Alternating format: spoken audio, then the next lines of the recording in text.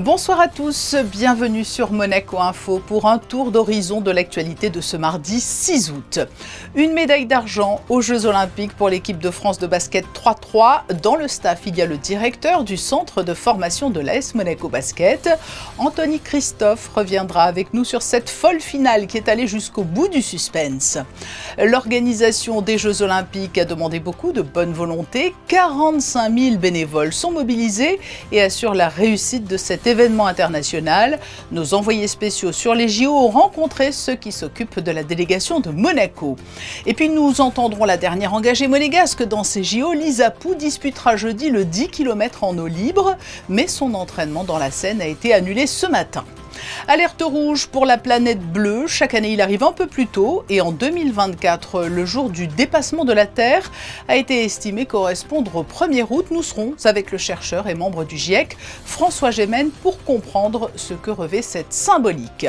De nouvelles naissances au jardin animalier Régnier 3. Nous irons découvrir la pouponnière des lieux avec les familles de plusieurs espèces qui se sont agrandies ces derniers jours. Enfin, nous vous emmènerons profiter d'une belle soirée d'été sous les étoiles à l'Open Air Cinéma. Les Jeux Olympiques de Paris tiennent toutes leurs promesses et sont suivis par des millions de téléspectateurs. Il faut dire qu'il y a du très beau spectacle et du suspense haletant dans de nombreuses épreuves, comme lundi soir avec la finale du basket 3-3. L'équipe de France a été battue d'un fil au tout dernier moment. Le directeur du centre de formation de l'AS Monaco Basket fait partie de l'équipe qui entoure les joueurs et il est avec nous ce soir. Bonsoir Anthony Christophe. Bonsoir. Quelle finale, quel suspense. Alors, je sais qu'il y a eu forcément un peu de déception, mais au lendemain, avec un peu plus de recul, le groupe savoure cette belle médaille d'argent. Oui, il y a tout le groupe qui savoure cette belle médaille. C'est vrai que bon, ce qui s'est passé hier, c'était quand même un scénario exceptionnel. Il y a eu beaucoup de déceptions suite à ce tir un peu, à ce très gros tir de Worthy de Jong qui nous fait gagner cette médaille d'argent. Mais après, en voyant tout le public, tout l'environnement autour de cette équipe de France 3-3, être content, avoir pu apporter du bonheur et voir les joueurs contents, et ben, ça aide un peu à digérer un peu cette déception. Oui, parce qu'on dit que les émotions sont décuplées dans le basket 3-3. On en a eu l'illustration hier soir, hein. C'est exactement ça. Les émotions, elles sont multipliées par trois quand on est joueur, quand on est supporter, quand on est dans le staff. J'en ai fait l'expérience quand j'étais joueur, notamment en équipe de France. Et c'est vrai que oui, c'est quelque chose d'assez incroyable et il faut le vivre sur le terrain. Et quand j'étais sur le terrain, je m'en apercevais pas qu'il y avait autant d'émotions qui pouvaient être transmises quand on était voilà, dans les tribunes. Et donc, c'est même encore pire dans les tribunes parce qu'on n'a pas la main sur le ballon, on peut pas parler aux coéquipiers, on peut pas parler à nos joueurs. Mais bon, voilà. Mais oui, les émotions, elles sont décuplées. Et puis c'est une toute jeune discipline olympique, hein, puisqu'elle est apparue pour la première fois à Tokyo. C'est d'autant plus remarquable aujourd'hui d'être vice-champion olympique. Oui, c'est une discipline très jeune. La première fois qu'elle est rentrée dans le cadre, c'était aux Jeux Olympiques de la jeunesse en 2012, je crois. Et après, derrière, elle a fait son petit bonhomme de chemin avec la professionnalisation au niveau international, au niveau national aussi en France. Et ils sont sur cette deuxième Olympiade.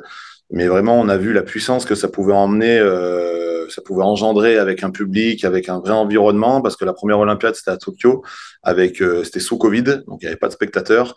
Mais là, c'était vraiment, c'était bouillant. C'était bouillant, on était vraiment dans un volcan et le public était prêt à s'enflammer voilà, à la moindre action.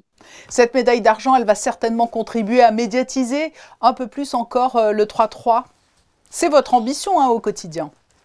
Oui, c'est notre ambition depuis le début avec Karim Souchu, le sélectionneur, voilà, on est là depuis le début en tant que joueur. Ensuite, on est passé dans le staff, mais la fédération a vraiment pour but de développer cette discipline, que ce soit vraiment dans le milieu urbain ou dans le milieu rural.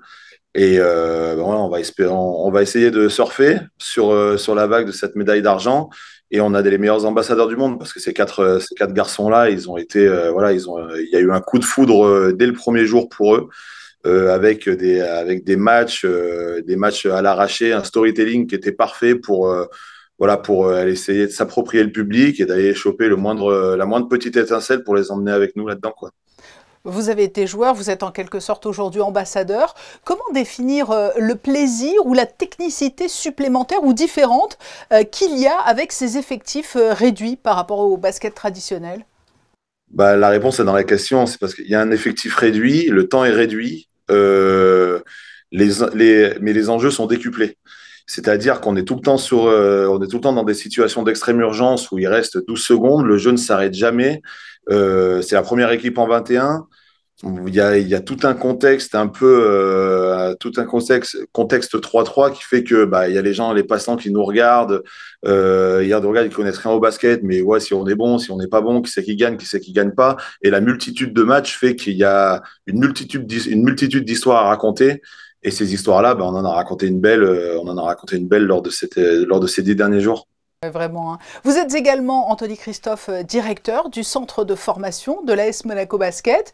Vous êtes le premier témoin de la belle réussite du basket à Monaco. La principauté est devenue au fil des ans une vraie terre de basket.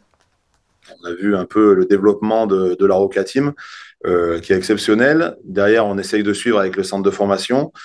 Cette année, on a été aussi vice-champion de France du championnat Espoir. On termine pareil à la dernière marche sur la finale du Trophée du Futur. Donc voilà, c'était une année personnelle voilà. Il y avait de la réussite, mais bon, on n'a pas on n'a pas touché le Graal, que ce soit avec les Espoirs ou que ce soit avec l'équipe de France. Mais ça viendra forcément. Un dernier mot pour évoquer aussi le parcours de l'équipe de France de basket au JO. Alors je précise que cet entretien a été enregistré avant le quart de finale face au Canada. Vous en avez pensé quoi du visage qu'a montré l'équipe de France de basket?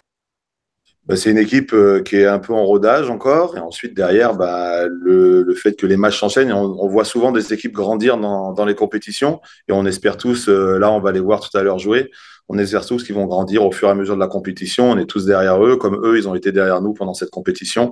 Et donc voilà, et on leur enverra plein d'ondes positives en tout cas. Oui, c'est un bel esprit qui vous anime tous. Merci Anthony Christophe d'avoir répondu à nos questions au lendemain de cette finale épique pour l'équipe de France de basket 3-3. Merci beaucoup. Nous allons à présent mettre en lumière ceux qui contribuent largement au succès de ces JO, les bénévoles. 45 000 sont actuellement mobilisés, ils viennent de France, mais aussi des pays du monde entier et sont affectés sur différentes missions. Émilie Rousseau et Hugo Comaza ont rencontré les volontaires dédiés à la délégation monégasque. Et quelles sont leurs missions? Comment vivent-ils ces Jeux? Élément de réponse dans ce reportage. Ils sont reconnaissables à leur tenue bleu-vert, floquée du logo Paris 2024. Ils vivent ces Jeux olympiques à leur manière. Les volontaires sont indispensables à la bonne tenue et au succès de ces JO.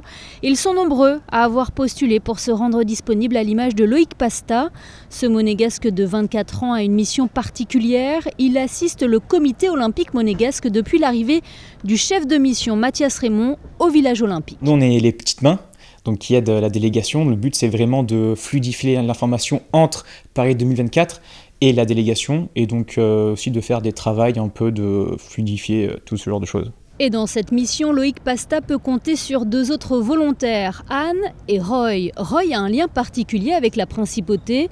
Ce Néerlandais dont l'épouse travaille à Monaco avait déjà été bénévole auprès de la délégation monégasque l'an dernier lors du Festival olympique de la jeunesse européenne en Slovénie. For me, it's all about making friends and family along the way. I've been doing this for 6-7 years already. We do one event, me and my wife, every year, and for us it's just meeting old friends and becoming part of the Olympic family. Anne, elle, n'a aucun lien avec Monaco, mais cette Bretonne a désormais la principauté dans son cœur. C'est vraiment génial. On a une équipe qui est vraiment sympathique, toute la team. On a donc Mathias qui nous a bien entourés, qui nous a bien drivé au départ et ça se passe super bien. C'est vraiment très très agréable, c'est super. Loïc, Roy et Anne sont au cœur de l'ambiance des Jeux Olympiques de Paris 2024. Ils la savourent même, car cette place, ils ne l'échangeraient pour rien au monde.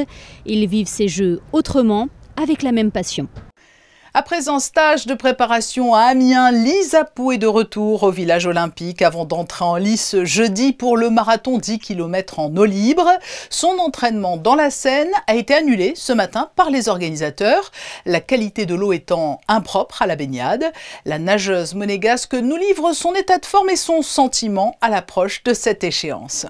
Je suis assez sereine par rapport à la course. Moi, ce que je veux avant tout, c'est prendre du plaisir. Et je pense qu'on pourra en prendre. J'espère que les filles aussi j'espère que les filles, c'est leur but aussi de prendre du plaisir avant tout et pas d'être dans vraiment l'affrontement total. Donc c'est à prendre du plaisir avec les filles. Essayer de me familiariser aussi avec le plan d'eau. Donc j'espère qu'on aura l'occasion d'y aller avant la course, mais si c'est pas le cas, c'est pas grave. Je verrai pendant la course du coup et je m'adapterai au moment voulu. Est-ce que tu appréhendes de nager dans la Seine ? Je n'appréhende pas du tout. Moi j'ai hâte d'y être parce que ça fait longtemps que ça dure. Donc j'ai hâte que ça arrive. Tu sens que le stage de préparation à Amiens a été bénéfique ? Oui, et j'ai pu un peu gagner en énergie de nouveau. Et là on repart sur de belles bases. Lisa Pou était interviewée par Émilie Rousseau et Hugo Comasa. Et à l'heure où certains font tomber des records et réalisent des exploits au JO, il y a un record dont on se serait bien passé, celui du jour du dépassement de la Terre. Il a coïncidé avec la journée du 1er août. Pour en parler avec nous, un spécialiste. Bonsoir François Gémen. Bonsoir. On a coutume d'évoquer avec vous et de bénéficier de votre expertise sur la problématique des changements climatiques notamment. Mais aujourd'hui, ce qui a été mis en lumière à la faveur de l'actualité et de la bascule sur le mois d'août, c'est ce que l'on appelle ce fameux jour du dépassement. Il est intervenu le 1er août. Ce dépassement, c'est une sorte d'immense signal d'alarme chaque année.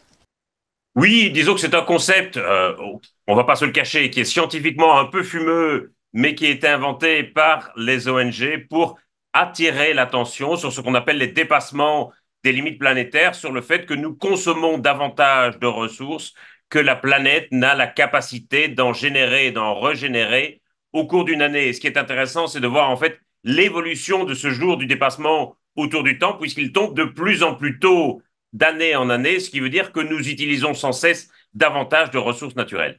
Alors on était effectivement au 25 décembre en 1971. Cela veut dire que c'est un signal d'alarme 20. Le jour du dépassement intervient chaque année un peu plus tôt.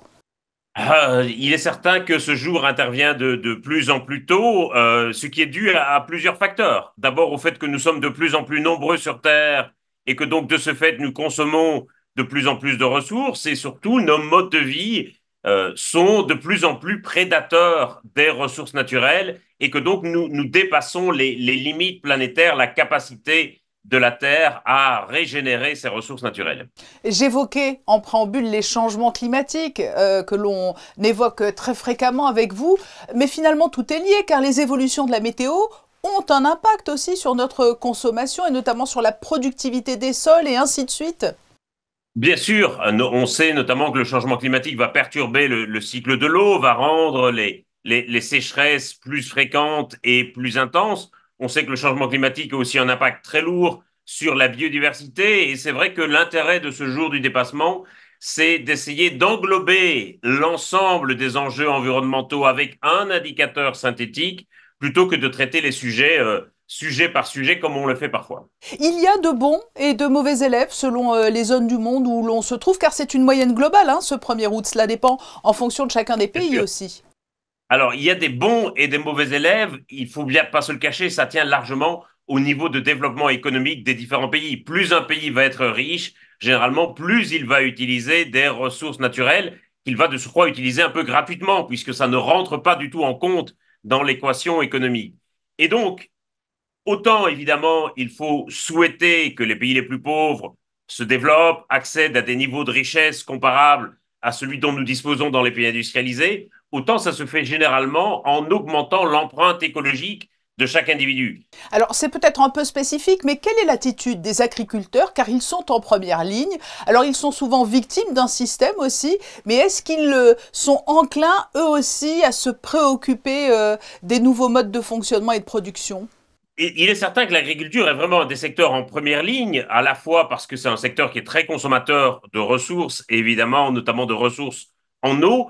C'est aussi un secteur qui est en première ligne face aux impacts du changement climatique. Et on sait bien que les modes de production agricole, notamment ceux qu'on cultive, va devoir évoluer simplement parce que le changement climatique ne permettra plus à l'avenir de cultiver la même chose dans les mêmes endroits. Et surtout, je crois que dans le débat public, on a souvent tendance à opposer les questions d'écologie avec les questions d'agriculture. Et l'enjeu, à mon avis, est de les réunir et de faire des agriculteurs des véritables, je dirais, des pionniers de la transition. Ce sera ma conclusion, François Gémen, mais la lueur d'espoir, l'exemplarité, elle est peut-être venue du Covid, entre guillemets, parce que cette année-là, le jour du dépassement avait été repoussé au 16 août. Bien sûr. Alors, il est certain que l'année du Covid était évidemment très particulière. Il ne faudrait pas du tout non plus s'imaginer que la seule manière de réduire notre empreinte écologique, c'est de rester cloîtré chez soi et de ne plus se déplacer, etc., et de mettre l'économie à l'arrêt. Tout l'enjeu, c'est de voir comment nous allons parvenir à maintenir la prospérité de nos sociétés sans avancer sans cesse d'année en année ce jour du dépassement. Mais on a aussi des bonnes nouvelles. L'an dernier, pour prendre un exemple venu du climat, la France a réduit ses émissions de gaz à effet de serre de 5,8%. Et là, c'était sans Covid, sans récession économique. Et donc, on voit bien qu'il est possible de garantir cette prospérité tout en réduisant notre empreinte, dans ce cas-ci, notre empreinte carbone. Merci François Gémen d'avoir répondu à notre invitation pour nous aider à mieux comprendre ce qu'est ce jour du dépassement, ses conséquences et la façon dont on pourrait endiguer cette consommation excessive de nos ressources naturelles. Avec plaisir, merci à vous. Nous allons maintenant rejoindre un petit havre de paix, un sanctuaire où la vie s'épanouit, où chaque naissance est un événement, le jardin animalier Régnier 3. Découvrez ces instants magiques et ces espèces rares dans ce reportage de Vanessa Dessy et Serge Prémont. Bien plus qu'un simple parc animalier, c'est une promesse de renaissance. Sous le regard bienveillant des soigneurs, chaque animal réapprend la douceur de vivre. Le parc, il fait 1 hectare, il est situé juste sur la nouvelle aile du Palais. Sur 4 niveaux, on présente à peu près 50 espèces d'animaux pour à peu près 400 animaux. Ils viennent de saisies de douane, des abandons, ils viennent aussi d'échanges entre parcs zoologiques et de naissances qui ont lieu sur place. Au cœur de ce sanctuaire, la nature offre un spectacle incessant de renouveau. Depuis avril dernier, le parc animalier célèbre une 60aine de naissances. Parmi elles, 4 chauves-souris, 2 élégants flamants roses et une rare couleuvre de jade. Un serpent dont moins de 8 parcs en Europe peuvent se vanter d'en posséder. Des pigeons de Nicobar côtoient une 40aine de canards, qu'ils soient domestiques ou sauvages. Pendant ce temps, les ibis rouges, fidèles à leur rituel, nichent patiemment, attendant l'éclosion imminente de leurs petits. Concrètement, dans la majorité des cas, on laisse faire des choses. Donc on laisse les parents s'occuper. Si jamais c'est leur première ponte ou leur premier petit, très souvent ils abandonnent ou l'élevage se passe mal, mais on est obligé de laisser faire, parce qu'en fait ça fait partie de l'apprentissage. Donc en fait, si on prélève à chaque fois les petits, ils ne sauront jamais comment élever les petits. Donc des fois, c'est assez difficile de laisser une couvée, par exemple, à des parents, sachant qu'elle va être plus ou moins perdue. Mais ça fait partie du processus d'apprentissage des parents.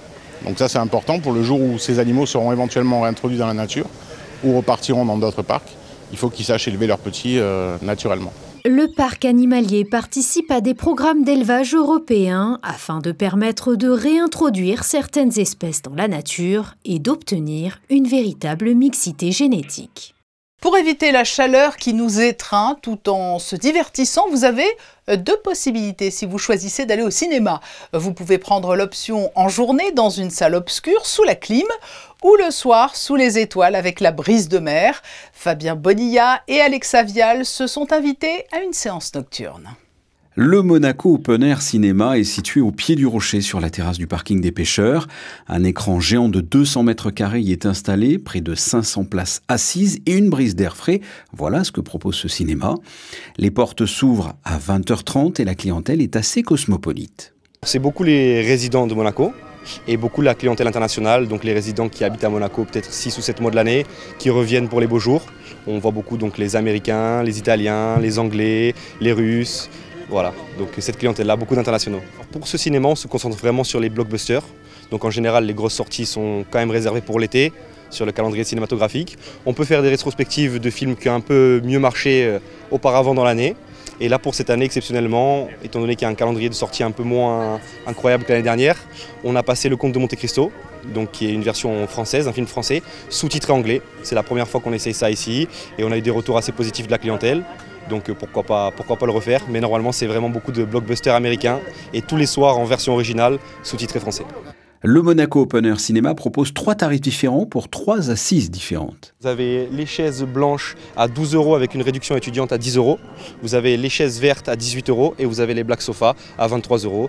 Toutes les chaises viennent bien évidemment avec des coussins et une petite table devant pour pouvoir consommer. Après être rentrés, les spectateurs au choix prennent une consommation ou s'installent directement dans ce cadre idyllique. C'est sympa, ça permet de sortir un petit peu des salles, surtout en été. On permet de passer un petit peu de temps en extérieur et de quand même pouvoir aller au cinéma et de voir des nouveaux films. C'est la première fois que je viens, donc je suis assez... c'est cool en fait, parce qu'on est vraiment dans la vieille ville, bon cinéma, puis là vous mettez Looney Tunes, alors on a l'impression de repartir un peu en enfance, donc c'est vraiment sympa. Après quelques cartoons pour faire passer le temps, il est 21h30, la nuit est tombée, place au film du soir, en l'occurrence un film de super-héros, Deadpool et Wolverine. Il y a le cinéma en plein air pour se divertir, mais notez également dans vos agendas le dernier concert de l'été dans la cour d'honneur du Palais Princier. Ce sera jeudi à 21h30 sous la direction de Petr Popelka et avec au piano Mao Fujita pour interpréter du Schumann et du Dvorak. Le lendemain, vendredi 9 août, la mairie vous proposera un spectacle de drones à 22h à admirer depuis le port Hercule. 800 drones s'élanceront pour offrir des tableaux sur le thème des Jeux Olympiques. Après les bouées, après les glaces et les cocktails, Chrisinda Tomel va à présent se tourner vers un autre incontournable de l'été. Quelle est cette star estivale? La réponse en images. Ce sont les rois de l'été. Alors que la canicule sévit sur la Côte d'Azur, les barbecues chauffent eux aussi, mais dans les jardins ou sur les terrasses. Électriques à gaz ou en version plancha, les modèles s'exposent dans les vitrines. Sur Monaco, à 80% des cas, c'est le barbecue électrique. Voilà. Donc on arrive sur des barbecues électriques qui soient 1000 watts ou 2000 watts. Donc en fait, c'est des barbecues simples à installer. En 5 minutes, vous le montez. Voilà. Et après, on va arriver sur des barbecues en fait, de campagne, comme par exemple les barbecues charbon ou alors les barbecues au gaz. Maintenant, on rapproche vraiment de la même qualité, de la même cuisson. Parce que maintenant, les barbecues électriques, on arrive à... Donc ils ont fait une option, on ferme le capot, c'est comme un four tournant. Donc vous avez la même cuisson. Est-ce que vous faites les planchas également? On fait des planchas donc soit gaz, électrique. Après on fait même des planchas d'appoint, style petite cuisine. Et alors le plus gros succès du magasin? Barbecue électrique. Voilà, c'est le barbecue simple, d'utilisation conviviale. Barbecue, plancha, brasero, camado, les modèles se déclinent à l'infini dans les magasins, de quoi satisfaire toutes vos envies cet été et qui vous assure une cuisson d'exception pour vous faire voyager aux 4 coins du monde. Et pour que la fête soit complète, il faut que le soleil soit de la partie. Quelles sont les prévisions météo pour la journée de mercredi, Alban Gingembre? Bonsoir Patricia, bonsoir à tous. C'est une météo qui promet de la bonne humeur. Demain, la principauté baigne encore dans le soleil avec un ciel un peu plus nuageux pour apporter de la fraîcheur. Les températures oscilleront entre 25 degrés le matin et jusqu'à 28 degrés l'après-midi avec un ressenti atteignant plutôt les 33 degrés. Et cette bonne humeur, on la garde pour les Gaëtans dont on célébrera la fête en ce mercredi 7 août. Merci Alban et merci à vous de nous suivre tous les jours. Nous nous quittons avec ces images attendrissantes des nouveaux petits pensionnaires du jardin animalier Régnier 3. Ces photos sont signées Manuel Vitali. Je vous donne rendez-vous demain à 19h sur Monaco Info.